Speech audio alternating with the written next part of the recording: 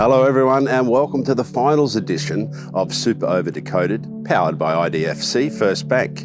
There it is, another World Cup success story for Australia. A 7th Women's T20 World Cup title, a 7-wicket victory over old foes England, and not just a win, an emphatic chase for the ages at Lord's. England posted 150 for 4, Australia answered with 150 for 3 in just 17.1 overs. 17 balls to spare. Beth Mooney, Phoebe Litchfield, Elise Perry. Calm, clinical, controlled. This wasn't just another Australian trophy. This was the blueprint of a sustained sporting excellence. Let's decode it. This final had everything. 2 unbeaten teams, 2 best batting sides, 2 best and biggest rivals, and Australia led the all-time T20 rivalry 23-21, had beaten England in all 6 of the previous World Cup finals between nations. While England came in unbeaten in the World Cup, something had to give. You could just feel it. And once again, under the brightest of lights, Australia found another gear. They won the toss, they bowled first, and from that point, the squeeze began.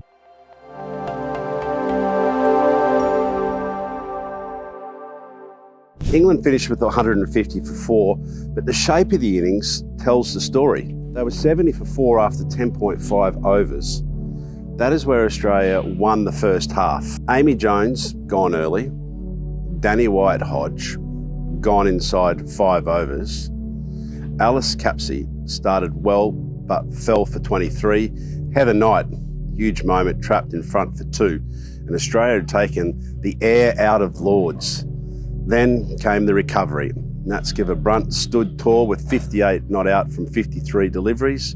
Freya Kemp was excellent, her 44 not out from 28 deliveries, and their 80-run unbeaten partnership gave England something to defend. But against Australia, something is rarely enough.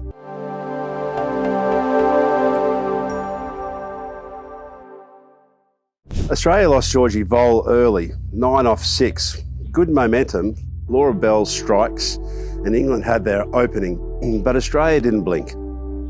Beth Mooney and Phoebe Litchfield then produce the partnership of the final. 100 runs from 67 balls, Mooney 64 from 49 deliveries, and Litchfield 48 from 35. One left-hander controlling the tempo, the other left-hander breaking the game well and truly open. And that is the Australian model.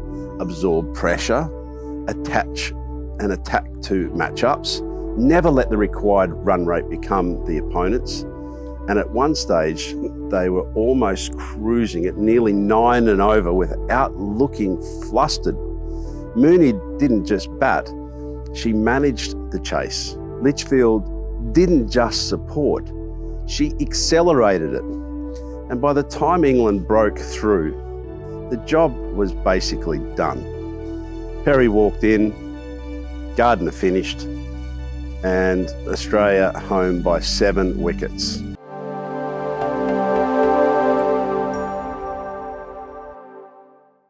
The turning point wasn't just one shot, it was the contrast between the 2 middle periods.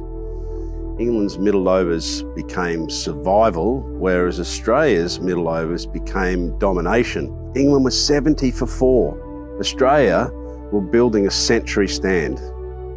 That's the difference right there.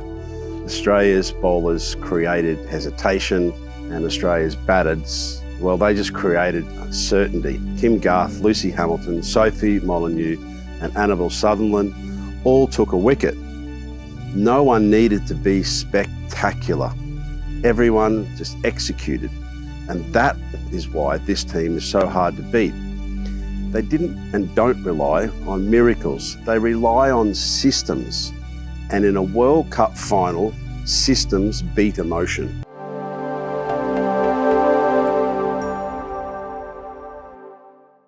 This was a run chase for ages, not just because the target was enormous, because the pressure was. Lord's, a World Cup final, England at home, 2 unbeaten teams, old rivals, and Australia made it look almost routine. That is greatness. Beth Mooney was player of the match and player of the tournament. Phoebe Litchfield announced herself on the global stage. Elise Perry was there at the end, as she so often is. And Australia's dynasty rolls on. 7 T20 World Cup titles, a blueprint of success rarely seen in sport. Depth, discipline, skill, calmness, and an unbreakable belief that finals are not just to be survived, they are to be owned. I'm Matthew Hayden. That's Super Over Decoded, powered by IDFC FIRST Bank. Australia are world champions again.